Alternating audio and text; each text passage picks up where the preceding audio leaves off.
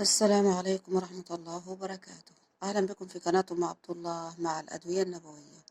أختي الكريمة، أختي الحبيبة، أخواتي الأحباء والكرماء والفضلاء، كيف حالكم يا حبايبي؟ يا رب تكونوا بخير وسعادة إن شاء الله، وكل السعادة وكل الخير كله في تقوى الله وطاعة الله. ولست أرى السعادة جمع مال، ولكن التقي هو السعيد. أختي الكريمة، أختي الحبيبة، أخواتي الأحباء الكرماء والأفاضل، إن شاء الله النهاردة حبايبي هنتكلم عن فوائد الجوافة.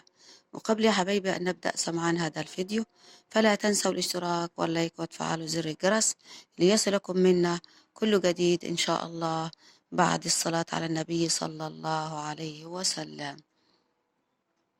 ويا ريت يا حبايبي تشجعونا وتدعمونا بالاشتراك واللايك، ويشرفني أن تنشروا دواء الله ودواء رسول الله صلى الله عليه وسلم الذي لا ينطق عن الهوى إن هو إلا وحي يوحى.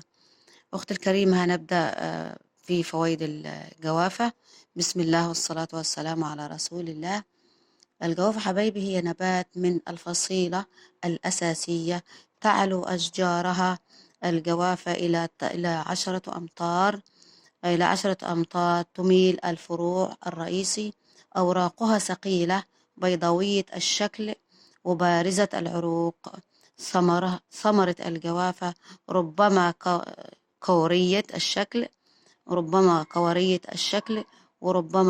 كمثرية الشكل. وتحتوي على الجوافة على بذور كثيرة في وسط الثمرة. كما تحتوي الجوافة على نسبة قليلة من المواد السكرية وقليل من المواد الدهنية والبروتينية. وكما تحتوي كمية كبيرة من فيتامين ألف وجيم. كما تحتوي على نسبة من الأملاح، تحتوي على الأملاح المعدنية، وهي الأملاح المعدنية أهمها الكالسيوم والحديد والفسفور. حبايبي، من فوائد الطبية للجوافة، مفيدة جدا لمرض البول السكري لاحتوائه على نسبة قليلة من السكريات. الجوافة علاج للسعال والبرد،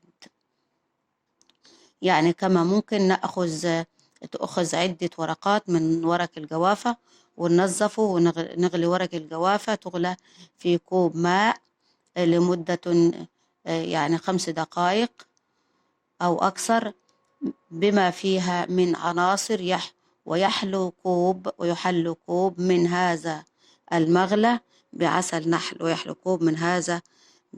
نحل، ويؤخذ منه على الريق،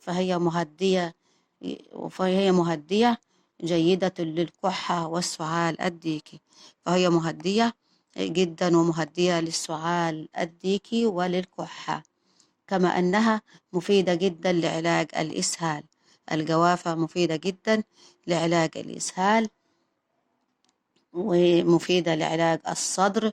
كمان الجوافة مفيدة جدا جدا لأمراض الصدر. لاحتواء الثمرة على قلف الأشجار، وهي مادة قابضة تفيد في علاج الإسهال، وخاصة عند الأطفال والكبار. ودي قدامكم أشياء بسيطة وأشياء سهلة ومش مكلفة علينا، وأشياء بسيطة جدا ومش غالية كتير يعني، وإحنا في موسم الجوافة، وحاجات بسيطة ومش صعبة. وإذا مرضت فاشفين، والشافي والله رب العالمين. ربنا يشفينا ويشفي مرضى المسلمين، آمين يا رب العالمين. قال الرسول صلى الله عليه وسلم: من لزم الاستغفار جعل الله له من كل هم فرجا، ومن كل ضيق مخرجا، ورزقه من حيث لا يحتسب. صدق رسول الله صلى الله عليه وسلم. وإذا عجبكم هذا المشهد يا حبايبي، فلا تنسوا الاشتراك واللايك وتفعلوا زر الجرس ليصلكم منا كل جديد إن شاء الله بأمر الله سبحانه وتعالى. والسلام عليكم ورحمة الله وبركاته.